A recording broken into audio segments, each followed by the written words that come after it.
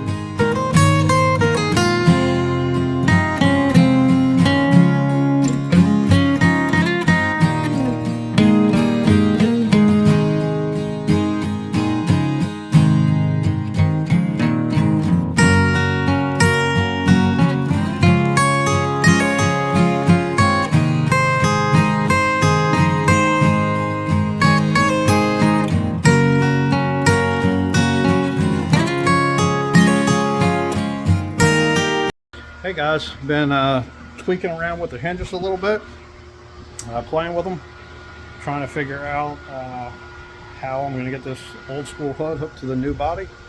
Flip you around for a second.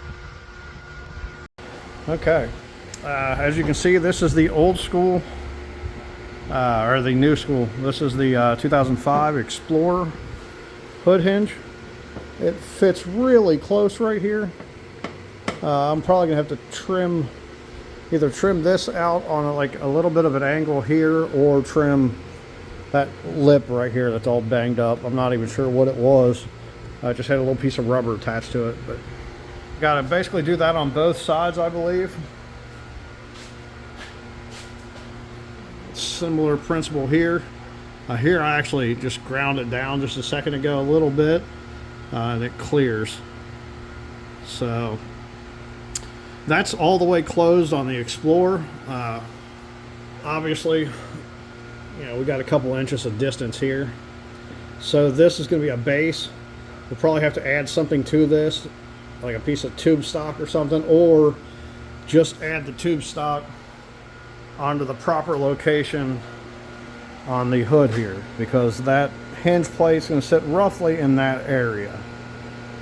So I could just knock this down, put a piece of bar stock or tube stock right here, and then basically through bolt this into the piece that's on that.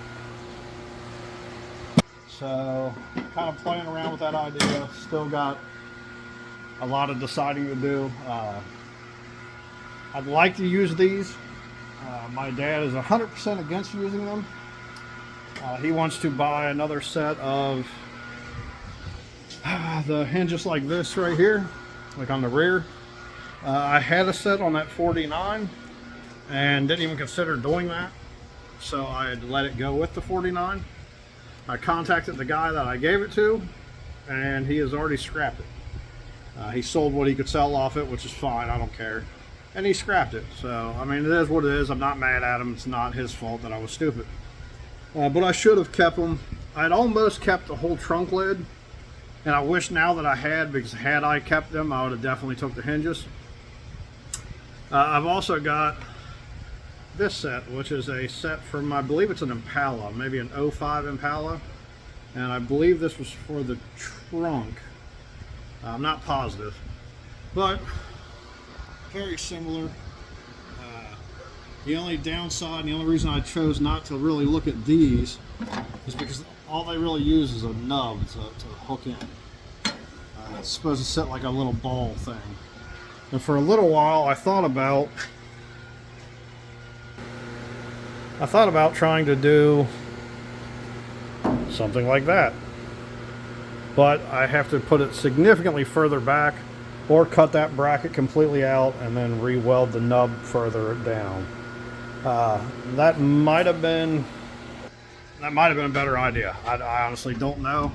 I've just been kind of playing with the idea and trying to figure out the best thing I can do for it.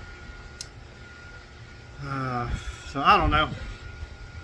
It's just one of those things, you know, it's a bunch of trial and error, because that would have to be significantly further back in there to get this point where it would need to be on that factory hood. I mean, we'd be back in there somewhere, or I can mount it out in here and then just relocate all that part off the hood.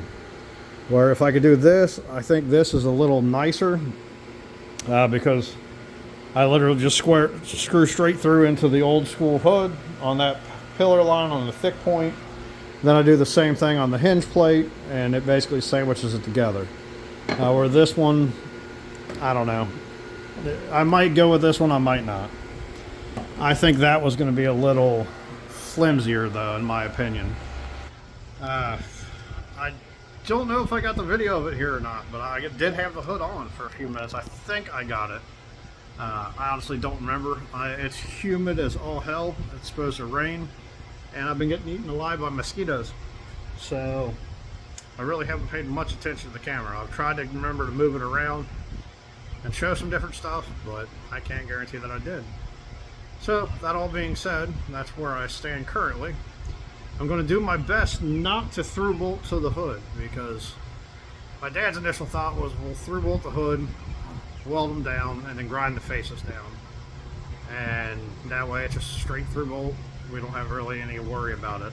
I really don't want to do that. The seat belts on the Beetle were through bolted, and that happened strictly because I was not home that day. And it is what it is. They work. It definitely is stout enough. Me personally, I would have put the bolt in, welded the nut around it, smoothed it up, and then ran a bolt. That's not how he chose to do it. It was done when I got home. It is what it is. Free labor. You can't always get everything exactly like you want, but that's something I'm going to try to avoid on the hood. The hood's pretty dinged up. She's definitely got a lot of little cracks and splits. This whole corner had been bent in. It's got a pretty big ding on the front. So even though the surface isn't great, I would really like to not through bolt it. That's just a personal preference. There's nothing wrong with through bolting it. I think if I talk about it long enough, I might be able to try to talk myself into accepting it. I really don't want to, though. So if you see it in the end, if it ends up being through bolted, just know that it finally aggravated me enough that I said F it. The other option would be to buy a set of those old school trunk lid hinges, which I'll turn you around. I know I already showed it to you, but basically the short piece through bolt has like it's got a bolt down here that screws up into a threaded rod that's made onto this. Then these through bolt to basically a little cup on the inside. And you just space it off far enough so that this meets your body line, and then these mark out wherever the hell they hit. So I might consider doing that. I was trying not to. They would probably be right in this region because we'd have to line it up with one of these body lines. And being that these body lines are on a curve, kind of angled in from the front, that's part of why I don't want to do that, because those are definitely square in the back. And if you have something that's completely square, well, of course I'm using something round to show you. Let me see. I'll start with this. If they're sitting completely square with that line, they're going to be cocked one way or the other versus this body line, looking at it from the front. So you either have to offset it like this, where it mounts, and then let them be crooked on the hood, or vice versa, to try to match that body line. And while I do believe that would work, I think we can make it work. I really don't want to do that. I've got a little bit of OCD, like nothing crazy, but there's a few things that would really stand out to me, and I think that will drive me flipping nuts. The wipers are already kind of bothering me. I am not changing them. But as you see, these covers, the covers do not want to sit all the way down, which I do not understand why. Unless maybe once the arm tightens down, it pushes it down, maybe. But they did that even in the junkyard, from what I noticed on the ones that when I went and bought the other motor. My other thing that the OCD is definitely tripping is that line and this cover overlap. This cover should have been back about another 1/4 of an inch or so, and what that would have done is it would have moved it back like that, so it was behind the body line. I could always try to round this hole out a little bit and force it back, but those are so damn tight in there right now, and they're bolted in nice, and I really don't want to risk damaging it and making it so that bolt holes and pattern doesn't match up.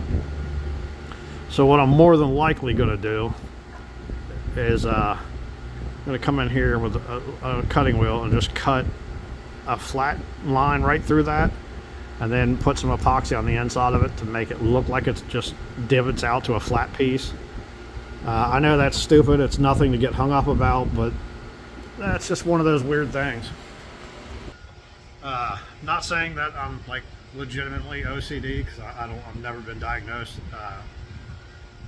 but like there's certain things that just really drive me crazy. Maybe it's autism, I don't know. I do have two kids, both of them are on the spectrum for autism. Nothing crazy. They're both perfectly fine kids. Drive, work, live normal, but they both have their weird little quirks and ticks, and I mean, it is what it is. That's just part of life. So I know I'm rambling because I'm trying to toss a bunch of ideas around in my head without working. So I don't know. It's probably 4 o'clock or so. I didn't come out super early. It was like 1 o'clock, I think, when I came out. But it's supposed to be pouring down rain here soon. And the humidity is ridiculous. And like I said, I'm being eaten alive by gnats. I have no clue why. There's no standing water around here except for our pool. Our pool is chlorinated, so it's not like bug larvae or anything like that's living in it. But it's just one of those days, I think. So, yeah, I don't know. I'm tired. Kind of annoyed. Feel hungover. I couldn't sleep last night, so I took NyQuil, ZQuil, at like 11 o'clock. And stayed up until about 1 before I went up to bed. And then I sat there from 1 until about 2:30 this morning, staring at the clock. Then I took another shot of the ZQuil, and next thing I know, it was 11 o'clock in the morning this morning. So, I hate taking that crap. I hate taking any kind of nighttime medicine because the next day I feel horrible. I don't know why, it always makes me feel like I'm hungover. And quite honestly, if I want to feel like I'm hungover, I'd rather just get drunk and be hungover. So, yeah, I don't know. That's where I'm at. I'm going to stop the camera for a few minutes, grab something to drink. I will come back, put you probably back on a time lapse when I continue to work on this. I got to probably take the hood on and off about 150,000 more times and figure out my spacing and what I'm going to have to do on each of these sides to make it not catch and make it line up right with the hood. So that's where I'm at. I will see you guys in a few minutes. Yeah, see you in a minute. Hey guys, back here. Let me turn the fan down. Finally figured out what I think we're going to try. Flip you around, let you see. Alright, I got them mounted in. These are called spring nuts. They don't have a spring currently, but they normally have a spring on the back. They slide through and it goes in a unistrut. They twist and then you pull them back and they lock in. This is the exact measurement I needed. So I got her screwed down and then I'll have to beat this back flat because it's still tweaked on both sides. But we should be able to slide that nut on the inside through the bracket, bolt it all together, and I should space this the right distance to keep this line. As you see, we did a little bubble gum welding to hold it because that bracket needed changed and it needs spaced up about an inch. That way the crest all fits. Because when we first threw it up here, we were about a ½ an inch this way on this, and we were actually slightly further back, and it had a real nice even gap all the way around here, but when you put the hood on, it left a really large gap on both sides. So that's where we're at. I'll set you on a time lapse. We are going to try and see if we can't get this on, and wish us luck.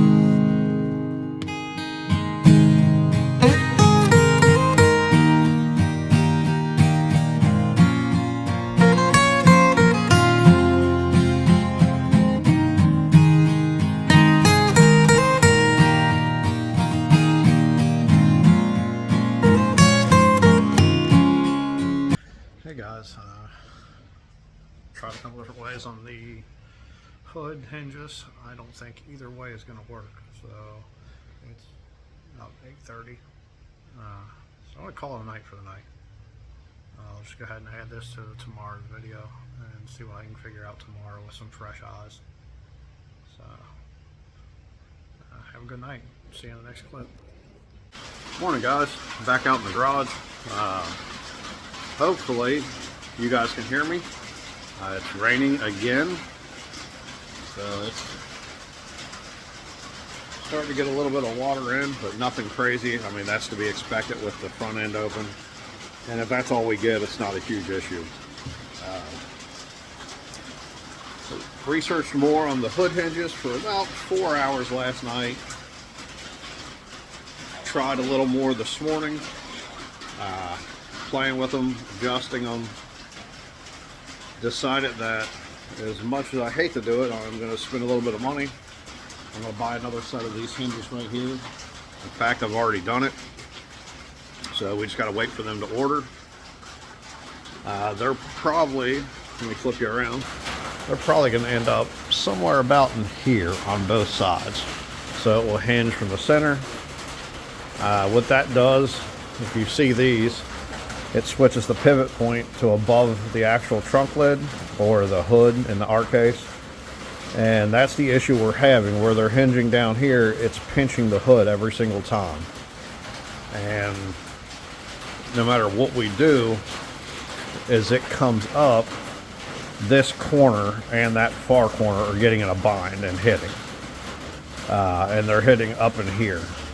So that we can either get it where it opens like this, where it only opens, maybe 30 degrees. But at that point, I mean, if you got to do a tune-up or anything, it's pretty well unusable. Our other thought was the tilt front end, and somebody else mentioned that in one of the videos, like the comments, and have it basically tilt like this.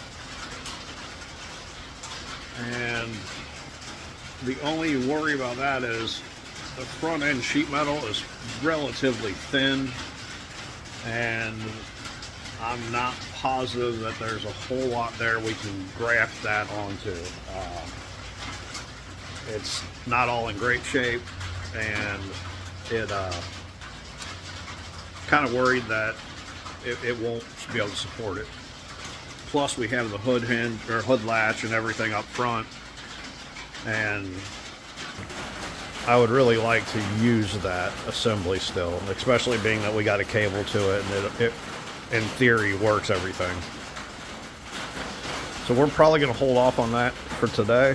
I might work on the cowl a little bit. I'm not sure. I think we're going to make this out of plastic. I've got the old Hatch plastic, and I think that's wide enough to do most of this in one piece. I might have to do a little bit of like hot plastic welding to it and get it looking real nice. But I think that'll do this. This doesn't have to be a watertight seal. It's underneath the hood, and all we really got to do is tuck it under here and down, just to conceal it. There are drains down in here from the factory, so that if water got in it, it will drain. So I might screw around with that. I think Dad is going to go ahead and start welding down through here. So my buddy at the body shop is back. Well, he got back yesterday, but he's going to be back in his shop Monday. We borrowed his welder with gas, because the gas welder works better than our little MIG welder with the non-gas. And we're going to probably have to wheel the generator out here today and run off our generator, because I only have like 20 amps out here, and that works fine for lighting and basic receptacles for my battery chargers. But typically when we weld, we literally have to take everything off. We unplug all the battery chargers and stuff and kill all the lights, because we're, I don't know, 50 yards or so from the house, and that circuit was never designed for anything bigger than the old garage. And quite honestly, when we bought the house, the garage was a little smaller than that area back there to begin with, and it had one light bulb in it. It didn't even have a receptacle. So that circuit wasn't really designed to draw a whole lot of power. So that's where we're at today. I'm not sure which person, me or him, that I'll set the camera up on. Again, because he's doing a bunch of just little welding and stuff. So I might stay on camera and play with the front end and do some of that. I might let him have it. So whatever it is, it'll be just a second for you guys. Yeah, worked all day yesterday on the hinges and it failed across the board. So, yay. But I mean, that happens. It's trial and error. You're grafting two cars that did not go together. So that's where we're at. I didn't make the video last night, so I'm just going to add this to the next video. So see you guys on the next clip. It's going to probably be a few minutes.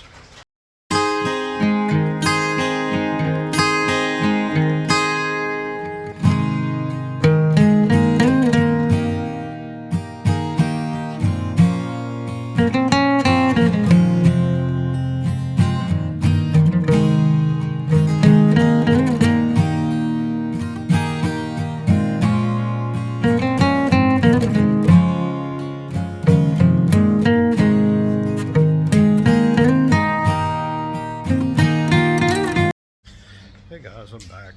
I know I told you I was going to work on the cowl a little bit. I have absolutely not done that. Dad's been working on the floors. Got a bunch of stitch welds in. We're having issues with the welder with the Explorer floor because it's actually aluminum. That's what we figured out.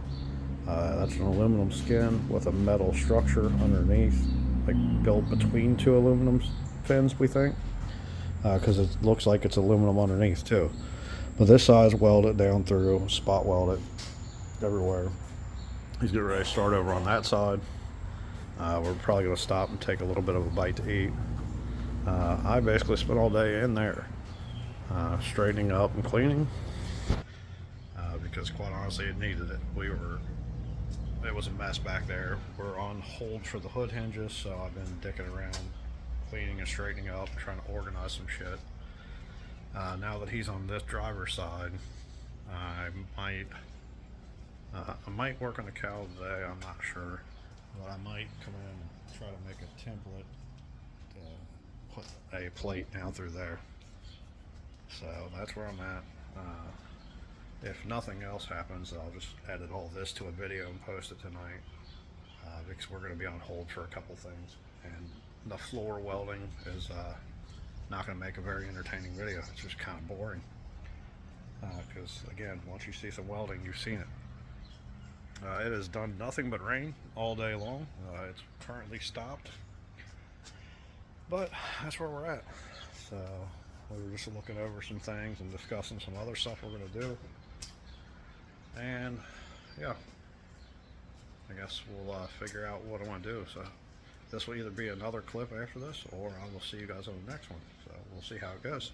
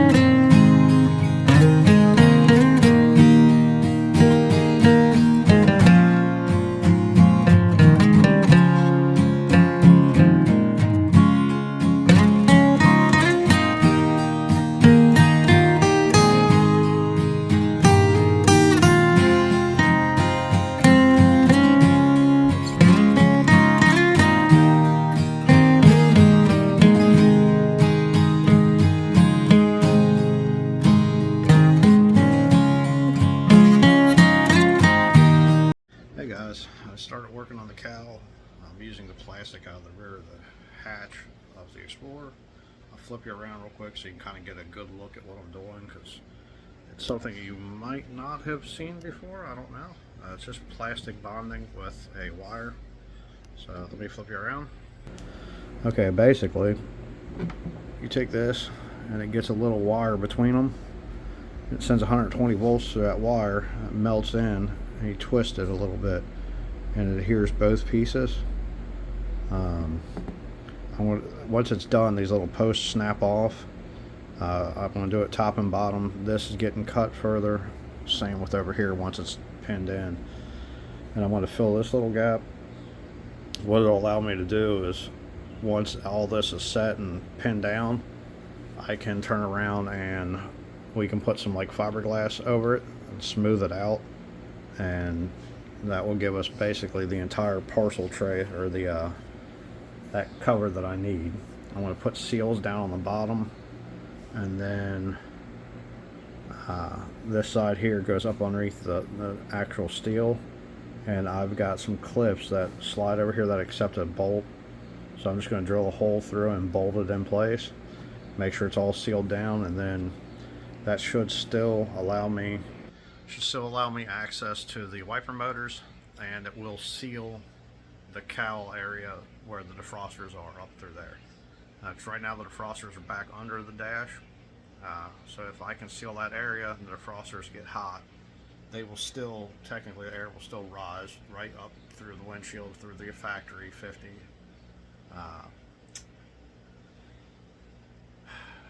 Defroster vent. Sorry, I was drawing a blank. I'm tired.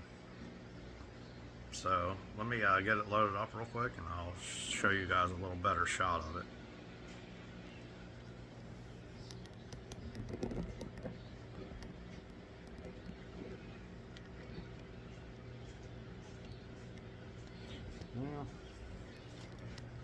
Sorry, I'm trying to figure out a good way of showing you. I'll pause it for a second. Okay guys, I want to try to do this with one hand. I've done a couple since I last had the camera on, because Dad started the generator, because we're welding with the generator today. And you don't necessarily have to have this many, I don't think, but it's the first time I've used it, kind of playing with it. So you just hold this button and you'll see that little light comes on, and eventually that little piece of metal will get red hot like it is right there. And you just bury it in there and give it a second, maybe a little twist, pull right out. It gives you a nice sloppy wet plastic, but it ties the plastic together. That will permanently bond it, so that once we put some kitty hair over the top of it and smooth it, you won't be able to tell the difference.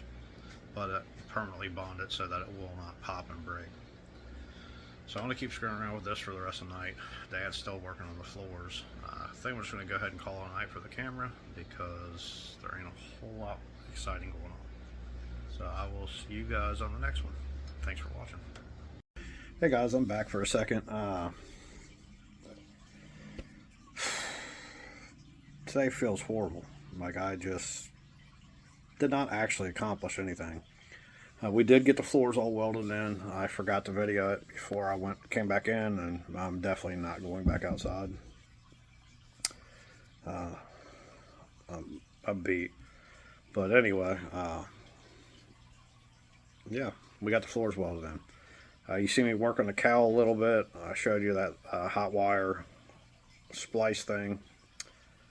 I started looking at it, and I think I can make it do what I want with fiberglass, like kitty hair, long strand fiberglass Bondo, and smooth it. But quite honestly, I do not know if it's worth all that work.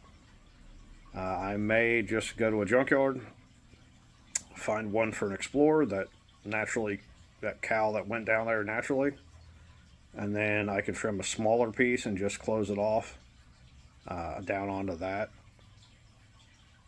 And make that smaller piece bolt in and out. I think that might be the better plan, because this could be a pretty good amount of work to smooth it out and make it look pretty. But if nothing else, I at least got to play with the tool that I haven't used before. I've had that since I did the Impala taillights. If you guys have, many of you guys are around since then, I did some custom taillights for an Impala, and the entire time I built it, in the back of my head, I was like, man, I really wish I had one of those little hot wire things to melt the plastic to add the buckets in the back. And I was too dumb or too broke, I'm not sure which one, to order it at the time, but I ended up ordering it afterwards, and it's sat on a shelf the entire time. I've never used it. So at least I got to play with it for a little while today. I don't know if I want to keep that piece or not. I kind of hate it. So yeah, I don't know. That's where we're at. Waiting on hinges. I did get a tracking number for them today. I picked them up off eBay. So hopefully they'll be here in the next week sometime. Hopefully. I'm not really sure. I don't remember if it gave me a date. So we got that. I got a couple things here in 2 or 3 days that I got to order, but I got to wait until I get paid. So I'm not sure what all we're going to have for the next video. It might be a couple days. It might be a week because I don't know that we have a whole lot.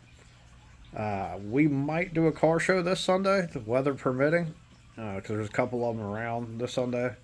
If so, I'll try to get some video of that and throw it in on the next video. So, I don't know. That's where we're at for tonight. I just apologize again. Some days are just this way, you know. That's like yesterday working on the hinges. It's all day long and legitimately feel like I did nothing. And worked my ass off to get nothing. But, you know, that's just part of building something. That's part of taking two cars that were never meant to be one and making them one. So, I'm rambling. I'll go ahead and jump off here. I just wanted to say thanks for watching. I know it was a boring one, but hopefully you guys dig it. So, yeah. I will see you on the next one. Be good.